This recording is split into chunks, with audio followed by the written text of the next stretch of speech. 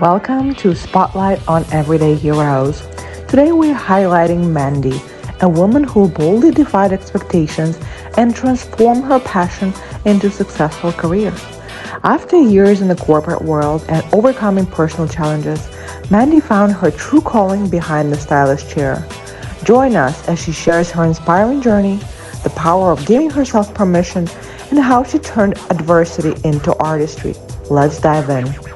What was the journey up to this point? And, I'll ask you questions along the way, of course, to get some more juicy details, but maybe you can tell us more where you started prior to doing what you do right now, and then showcase my journey. When you said that, the first thing that popped into my head, Katrina, is my journey is always happy. Like, even as a little kid, the life I live now is the life. There's a few missing pieces, but the journey is always kind of just to feel good. And how I get to be a hairstylist is I always, from a little person, I loved going to the hair salon. I love the energy of it. And it's something that was always in the back of my head. But I thought, no, you got to go to college. You got to do this. And eventually I got here. And that thought that you have to go to college, is that something that was in your head because of someone told you that, or that's how you thought? Like, where did it come from? To be honest, I'm glad that's how I thought. I figured, you go through school. It was the continuation of high school.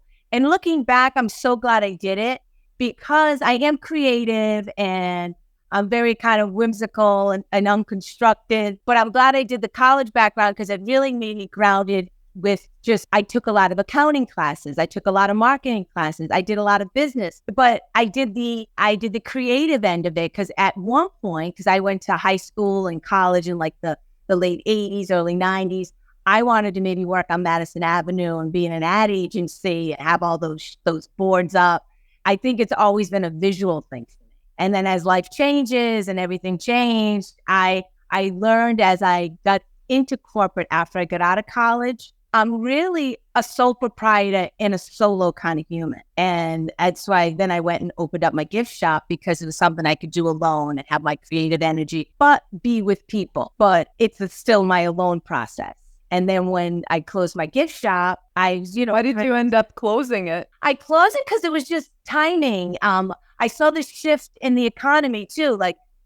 People shop differently. Like in the 80s and 90s, people went to gift shops, and now you buy online. I tried to make my gift shop an online business, but a gift shop isn't an online business, especially the way I had it, because I was never buying the same thing all the time. So it just to have that kind of presence, and my life changed. Everything kind of was changing, and I just kind of went with it. And I escaped to Chicago for a year, and I kind of figured it out. And then I came home and I went to hairdressing school, and that was 11 years ago. How did you decide that you want to be a hairdresser? So the direction that you chose for yourself, what you're doing right now, what was the thought process behind? Did you go through a number of different professions? Because there's... I think it's something I always wanted to do. And like I was just saying at the beginning, I just didn't think it was the job you went to after what I do, and I know exactly what I was following the road of everybody else. You go to high school, go to college, get a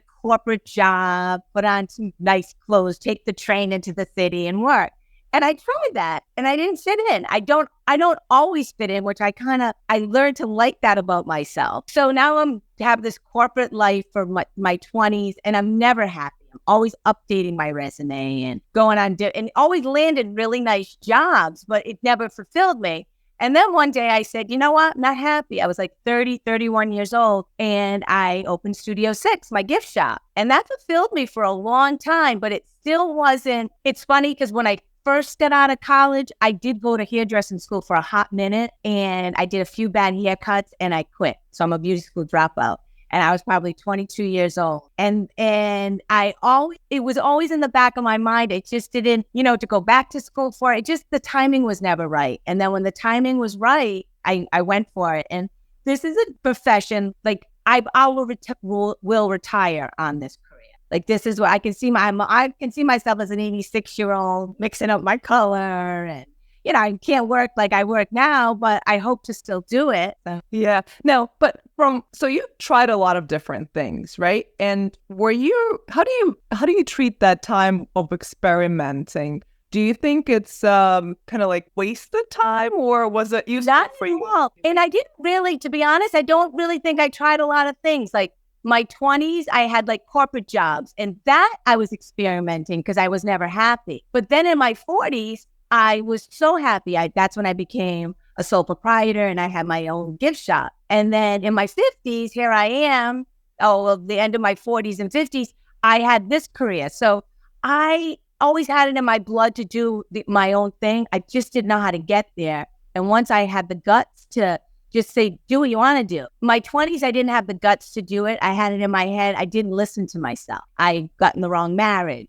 I had the wrong job. My 30s, I cleaned that up a little bit. And now I'm just perfecting it as time goes on. I think I'm the true version of myself, which is, I think, a really cool thing. Yeah, it's a great thing to be in balance with your purposes. And, I'm sure the returning clients and the love that you're getting from that, it just makes you realize that, you know what, I am at the right place in life. Now, what was it like for you to leave your corporate job and start a business and go? It was free. And I do believe as I get older and older, the saying timing is everything. It was the perfect thing to do because at that point, and I don't mean it in a sad way, but I was really lost. I was inside not feeling well. I thought, if this is life, what I don't get. So I kind of knew I had to change something. And in those first, what I did was change myself. I changed my career and I opened up the gift shop. And then I still wasn't happy, but I was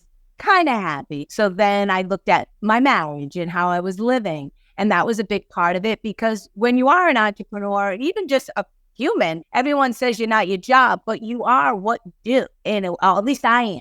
So I was trying to get the balance of, geez, I'm happy over here, but I'm not happy over here. And just that tweaking of it. And then I had the courage enough to say goodbye to that life. And then I just took it to the next level after that. And I just realized my gift shop was fantastic, but the way that life was going, the economy, that wasn't the right. And it wasn't even a good journey for a single person because it's not like now, if I want to take a day off, I don't, but I can. You can do your schedule so you don't miss business. When I had my gift shop, it's like you hire people to be in there, so you're kind of breaking even by the time you pay them and everything. It wouldn't work that way. So yeah. I like how and I know you say you haven't tried many things, but I think you've tried enough things to realize what you want and what you don't want. Oh, I definitely, yes. And I always say that. I always say that to people. Like, I might not know exactly what I want, but I can definitely tell you what I don't. Yeah. And I don't go near those things at all. So when you do try new things for yourself, do you ever experience fear and insecurity that it might not work out and fail? It's funny. I'm not wired like that. I get more, especially now. It's so funny. I call it the back nine. As I got over like my 50s and now closer to 60, like I was never fearful of it. I just didn't like the noise of other people and I didn't know how to mute that. And now I know how to mute the noise. So there's really not a fear. There's not I guess there wasn't a fear before. There was a judgment before and I didn't know how to turn off the judgment. And the judgment bothered me, but then I learned that it shouldn't. And once I learned that, it's totally freeing. And I want to say in the last 5 years, I really figured that out. And it's a secret. Like I try to share actually just on Saturday. Did you share that secret? I know, I'm sharing it. Just on Saturday, I had a young client. She's 20, high 20s, just had a baby, trying to figure it out. And I'm telling her, like, and she's struggling with her thoughts and everything to do. And I'm like, you got to listen to yourself and do it. You're going to eventually get there. And I wish I had who I am right at this moment, I was at that moment too. I just didn't know how to say, just do it. And because I was listening to all the noises, I call them noise, instead of just kind of staying in my lane. And now that I'm in my lane, I found my voice. So I always had a voice, but I found how to use my voice in a constructive way. And yeah, and my way in life, it just try to be simple. I try to treat people the way I would love to be treated. And I'm super sensitive and I like that. But with that, sometimes that can hold me back because that sensitivity gets me off the path. Again, those noises. I always kind of struggle with that. And I've learned how to just step back and digest and really focus on what's important. And how I opened it up with you, it's happiness. Like, I feel like my job is, I'm a hairstylist, but I feel my job is to be happy. Like, that's my main goal. And then once that happens, the money comes in, the friendships are great, like all the other stuff really works. Yeah, like that's Jimmy said in his interview, Jimmy said that it's purpose over profit. Isn't it funny? And so when I listened to the first person that you did, she kind of had that same CL. Yeah. And it's interesting because, we look at it the same way, but in a different, we speak a little bit of a different language, but it's the same. Yeah. Which the same protocol, right? The same foundation. Yeah. And it's so interesting how no matter what industry you're in, it's always the purpose that drives people to do better. And then financials will follow. And they really do. Like, I love numbers. I'm always kind of just figuring out numbers. You need this amount of money to get to here. And I never thought, I don't know why, it's the beauty industry. Like, I never thought that it was going to be so lucrative, and it amazes me. And really, I'm in control of that, which is, I guess maybe I am a control freak. It's phenomenal because the more I work, the more I make, the more clients you have.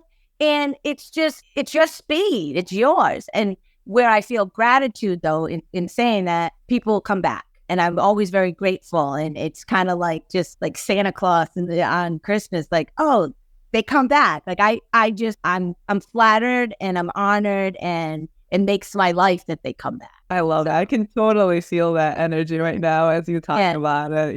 Your face brightens up and the smile. That fuels me. People feel me. But with that said, people can also deplete you. And that's the interesting thing. And I got to say, the people that have depleted me, if this sounds odd, fueled me the most in retrospect, because from maybe their negativity, because what guys were saying earlier, I'm kind of sensitive or very sensitive. I'll focus on it. I'm like, why are you focusing on this one thing that's just stinging? And then I'm able to turn it around and be like, you know what? It's okay. Like that, it gave me the thicker skin. It gave me the power to kind of focus on the niceties of people. Because really, when it comes down to it, I think people 95% are really good. When you look at the amount of people you hang around with, and why am I going to focus on the 5%? But sometimes that 5%, it kicks my butt, and I'm like, okay, I got it. This is my lesson. I'm paying attention, and it checks and balances. It gets me back in my gear. And you know what I love? That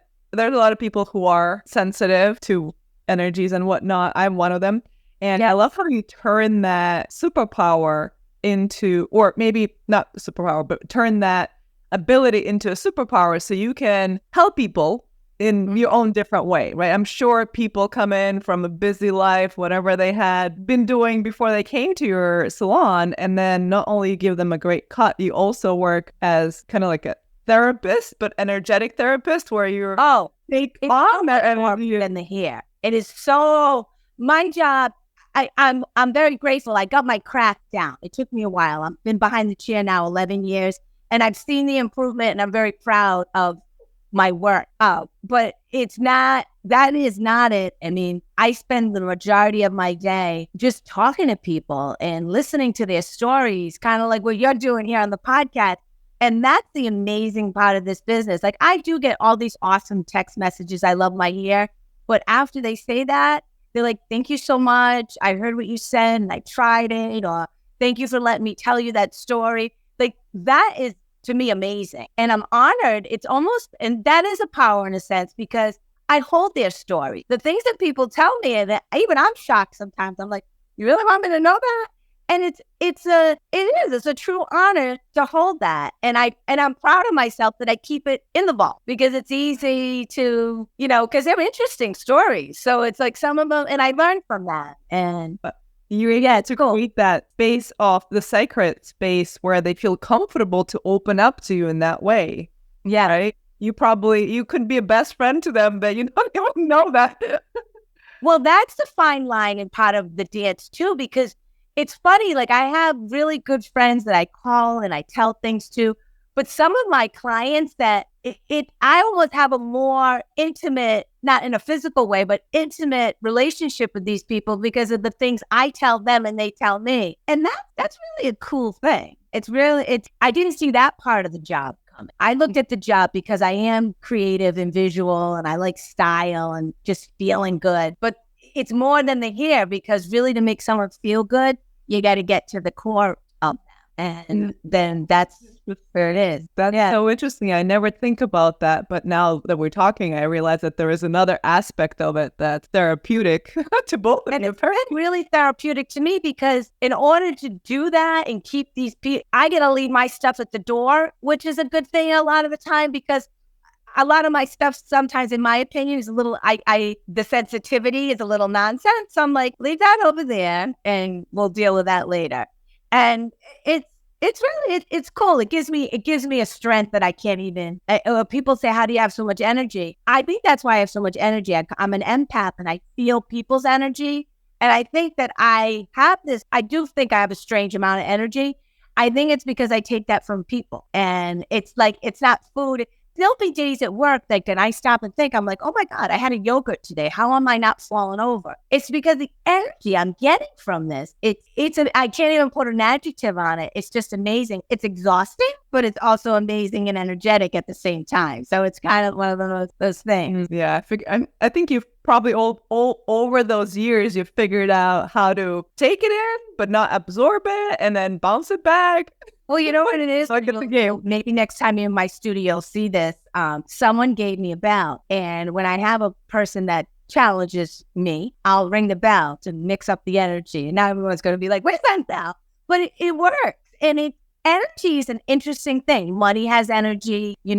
Conversations have energy. I think one of the reasons why I love music so much, there's so much energy behind music, the stories and somebody actually sat down to share their thoughts. Another cool thing. That's why I love, I almost get obsessed with them because of the story. What tools do you use to, like you said, when you first get into the salon, get into the door of a salon in the morning, you need to reset yourself and start leave everything behind the door, like you said. Mm-hmm. What tools do you use? And maybe it's the music, like you just mentioned, to reset yourself. I use music a lot in the morning. I do. I'll go down to the gym and I listen. It gets me out of myself. Even though I'm doing something for myself in the gym, it gets me out of myself and it gets me into the way my mind works. It's like I do live in a movie. I always think it is a movie in my head. So it gets me into just like a rhythm and an energy and a dance. And it goes back to the happiness thing. Because I refuse, especially if God or wherever you look up to your higher power, especially I was blessed. I live in the United States of America. I have a roof over my head. My parents are still alive. All these positive things. I'm healthy.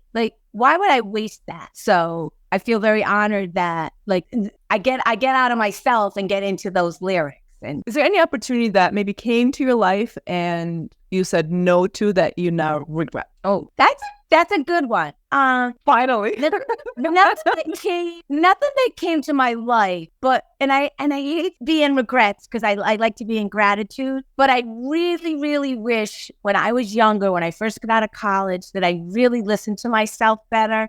I used to as a kid, and then I got stuck in all that, like I said earlier, noise, and I regret that I listened to it. And I think that's why I'm almost extra stubborn now. When something bothers me, it's almost like I make a joke of it, but I don't let it bother me for more than 24 hours because back in my 20s, I hate to put it on my ex-husband, but the lapse with him for the 13 years, I didn't listen to myself and I didn't do that. So now I'm like, I'm not giving another human, anyone, more than 24 hours to hold me back. Yeah. Because your energy away. Yeah. Yeah. And that's a regret. That's a regret. And I sit here sometimes, well, not anymore, but when I first got on my own, I'm like, how did you do that?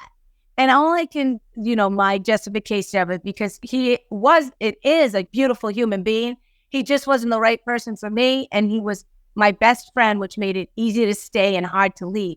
I was confused, I believe. But that was a big regret in my life because, one of the things I wanted was a family. And I share this story with people, like people ask me, why is Sunday's name Sunday's name? And Sunday's name is because to me, that was a family day. And so when I got divorced, I figured, this is going to be a piece of cake. They're going to line up down the streets. I'll find someone and I can have this beautiful family. And it didn't work that way. And then I just realized, okay, so then let's just keep you, then just make you the best you, and that'll come. And it wasn't coming. A dog I had that helped me through my journey passed away. And then now I was really alone and I struggled. And at the time I was a hairstylist.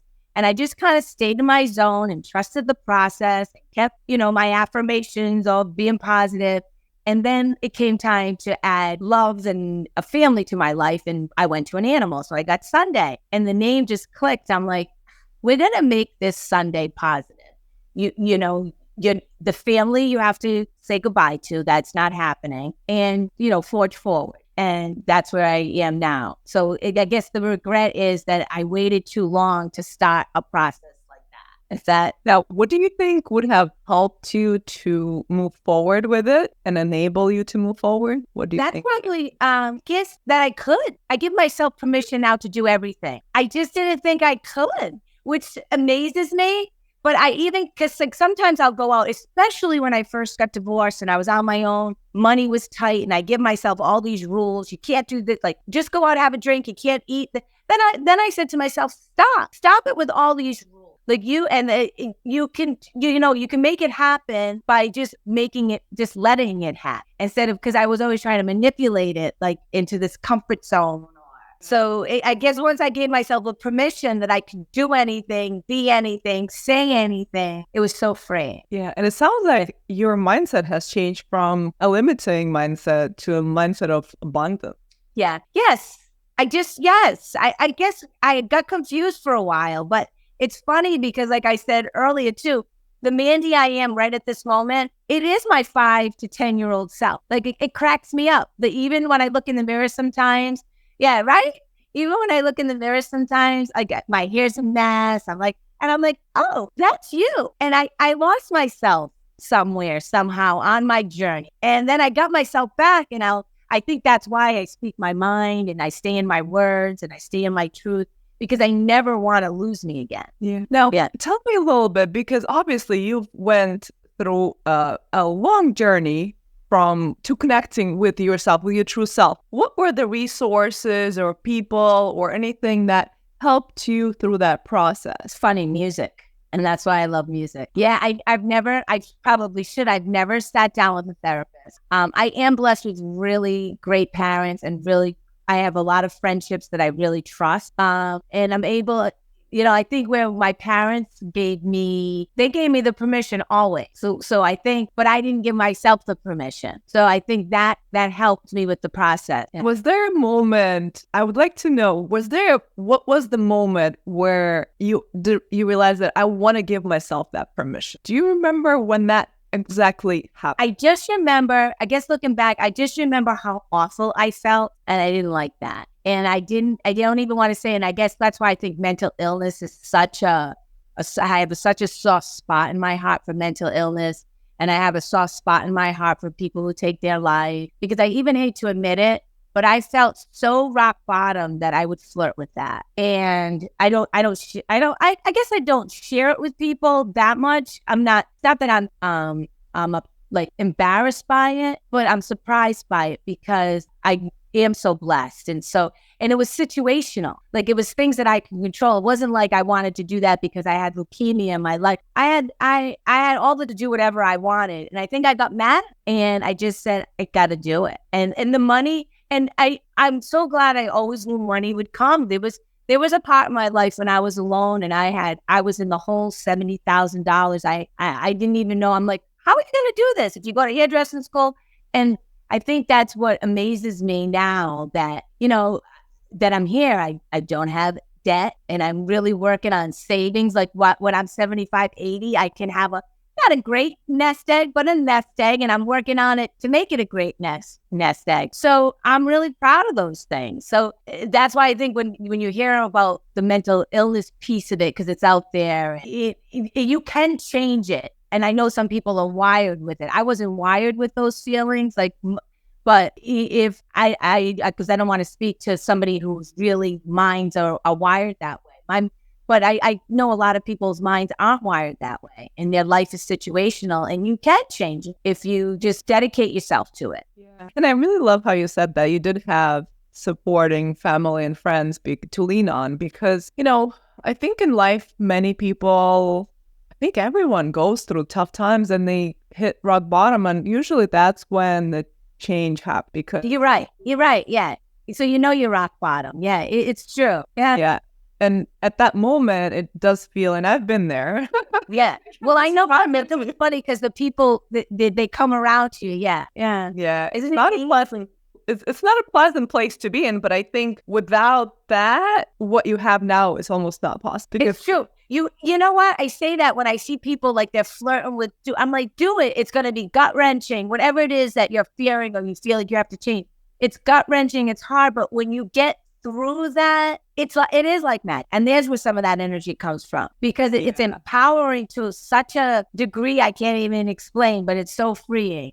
And even when you get losses, I don't think I'll ever hit that rock bottom again. Will I be sad? Will I go through emotions? That's different than feeling like I just don't want to be on this earth. That's a totally different feeling than. Yeah. And I'm so glad that you're a great example of finding your passion and purpose and discovering that fountain of happiness and energy, because you are in alignment with what you're supposed to do and what you're supposed to be. And you created the life for yourself. No one else did. You know what? You know what's so cool about it? Because you have to eliminate things to get there. And just like maybe 2 or 3 years ago, I eliminated some relationships and other things. And it's so cool. I tell people to do this. What came in, it's like you do kind of have to let stuff, you got to make room. And I want to pitch myself sometimes. And it's not like, hey, I got to get up every day and work. I can take a day off, but I got to keep it going because money flows and your bills come in. But as I've lost my train of thought on where I was going with it. That's okay. But if you let things go, the magic comes in, and it takes words out of my mouth, because I can't. I wish I did it sooner, but again, timing's everything. Yeah, I like how you said that you cleared the space or get rid of the people. Get rid is a harsh word, but sometimes when they're draining you, you have to get rid of them. I call it delete. Yeah, I broke it. Yeah. Like you do a spring cleaning and create a space for new ones, because they say that you have to create a space for people to come in, because there's no room otherwise.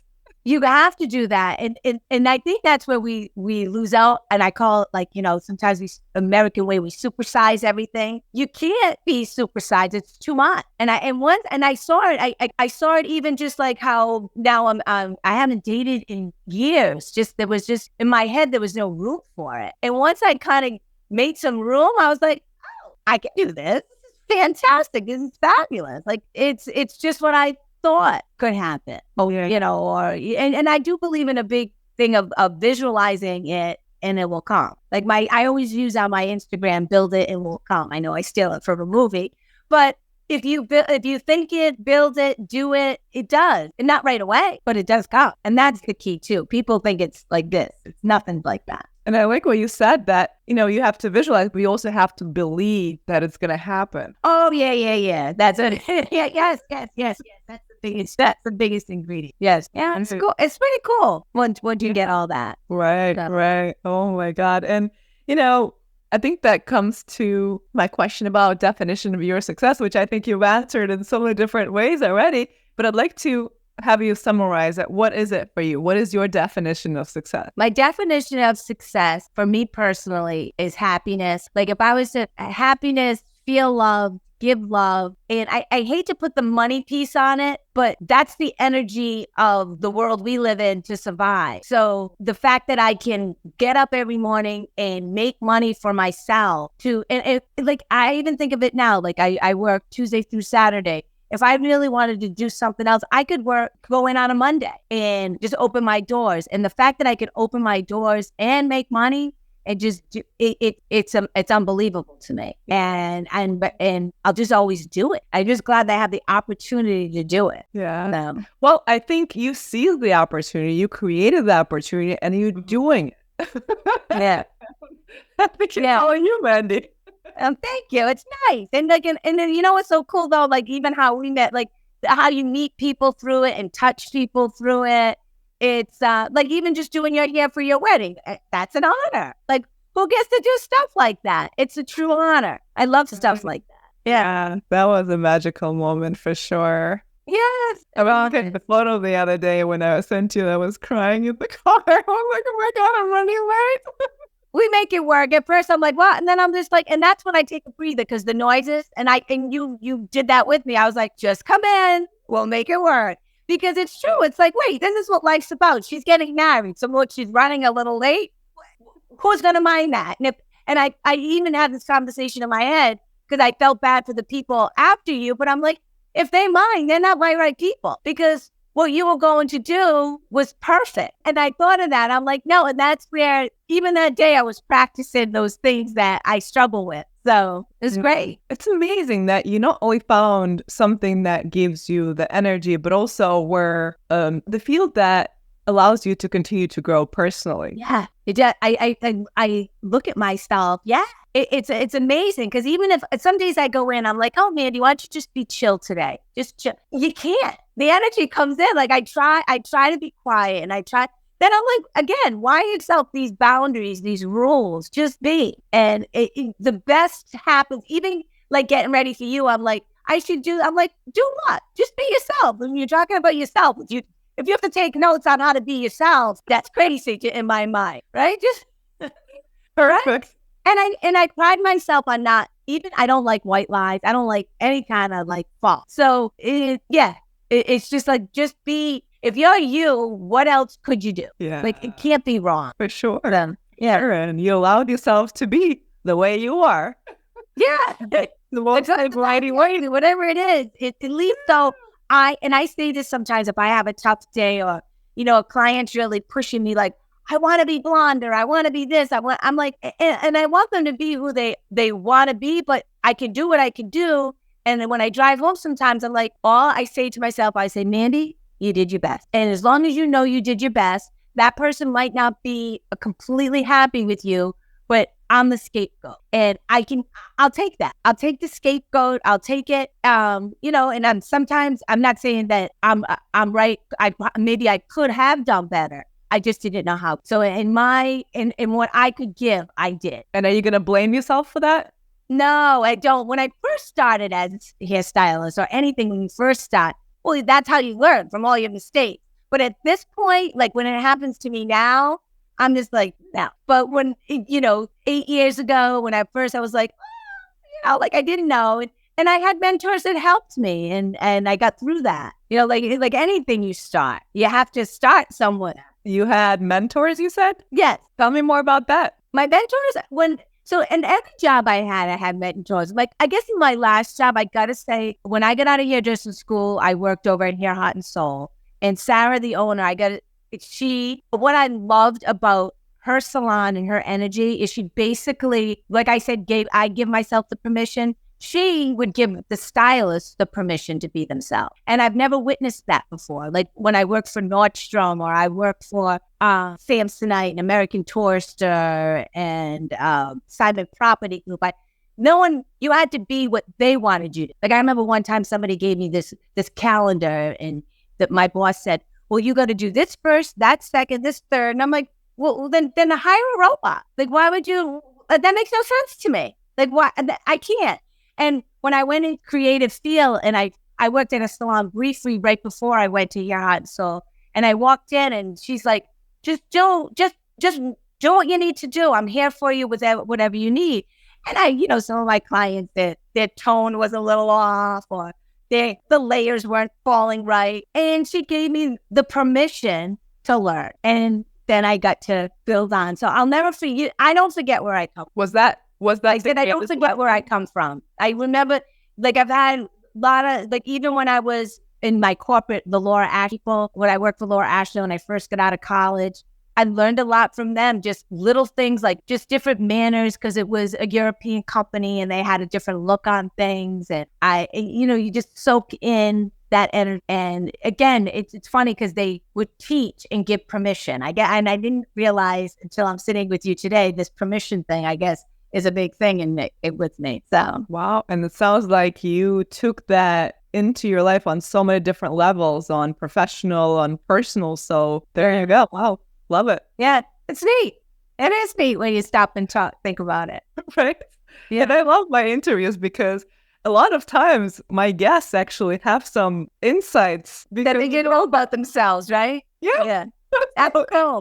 Here's pretty cool. So I think my podcasts are both for the listeners and also for my guests. Yeah, it's nice. No, I love it because you do that. I watch you and I watch you do it, and I admire you doing that because when I first met you, your life was different. You kind of had my journey. You had your corporate job, and now you're kind of doing your thing, and I love it. Yeah. But I like what you said about having your own voice and also creating your own life, because you can do anything. As you said, once you give yourself permission to be versus trying to fit into a certain societal standards or whatever the voices and noises are trying to mold you into. So gotta put the headphones in with some great tune. What's your favorite song? I know, right? That's it. What would you put in? Right. When I put in, I always listen to different things. I'll listen to hard rock. I listen to like soft rock, like smutty stuff. But then I really focus in on the word. Like even, I never was a big country fan until about 5 years ago, but I can hear the words better because they kind of more talk. So I can really hear the stories better. And I love that. So I guess if I'm really trying to get in the zone, I probably will listen to country. Just to kind of, and then what it does is it kind of, a light bulb will go off and I'm like, oh, let me go find this song or let me go find this artist. Or I was thinking of something, and sometimes I just write in my search, happiness or sunshine or paradise, and a song pops up and I'll listen. And then I was like, oh, isn't that cool on what they have to say? I don't even know who the artist is. I find that just because everybody, I think we all want the same cool. I don't think if you asked anybody, oh no, I don't want to be happy. Like, I would think that's what you want. Yeah, I think it's just that happiness for people needs to be defined based on what they truly want, but not based on what the noises want. Right. So you got to know what your definition, happiness has a lot of depth. It's personal, but life is personal. And then it's, it's cool. Yep. And you have a lot of chances to change your direction too, right? If you need to change your direction, then you change it at least twice in your career. You pivoted based on... Yeah, my career probably changed 3 times because I was corporate, and then I was, twice, because then I was sole proprietor. Yes. Yeah, but you changed it from running a gift store to becoming a hairdresser. That required for you to go to school, get your license. That's right. I love people journeys because they create who you are. That creates you with all the struggles, with all the good moments along the way. All that is what makes you you. And as we wrap up the interview, I don't know if there's anything else that you want to share with the audience based on your experience for people that may be going through similar or different life transitions, whatever it is, whether it's divorce or they're thinking about career change, whatever it is. What wisdom nuggets would you share with someone who's listening? You know what I always say is listen to yourself. Listen to yourself. It's a strong voice. And I think you should listen to yourself, trust yourself, and know what you don't want to do. Say out loud. I think sometimes you're scared to say what you really want. And I don't know if it's the American way or whatever it is, but say what you want. You might not have to share it with someone, but write it down. Say truly what you want. And I don't know why that is such a hard thing to do, but say truly what you want and really focus on it. And I think that you'll find satisfaction in that, and you'll realize it's not as hard to do because even I'll ask people, what do you want to do with your hair? Oh, I don't know. And they know exactly in their head, oh boy, I'd like to have highlights around my face. I want 4 inches. but they're, I don't know if it's scared. I don't know what the right word is, but they don't want to say what they want. And I think when you say what you want, and it frees you up to do it. Yeah, that's a very interesting example you just brought up. A lot of people say, I don't know. All the time. Maybe we should just cross it out from the dictionary. And it used to frustrate me when they come in for their haircut. I'm like, what do you mean? I go, then you didn't think, I'm like, you have any pick? And I can pull it out of them because I've learned to do that because I'm like always on the watch. I'm always out of time. But it amazes me because they know exactly what, and they end up telling me exactly what they want, the minor detail. But I don't know, they just don't say it. And I don't know if we're programmed that way. I don't know exactly what it is.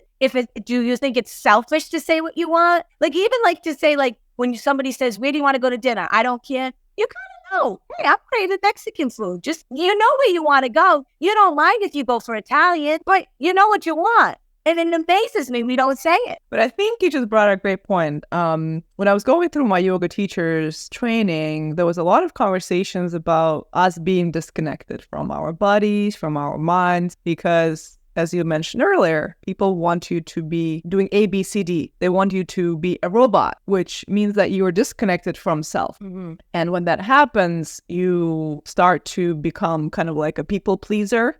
And Right. And you don't know. Easy peasy. Nothing bothers me. Yeah. Yeah. So I don't know. I don't care. We can go anywhere. No, you do know where you want to go. Exactly.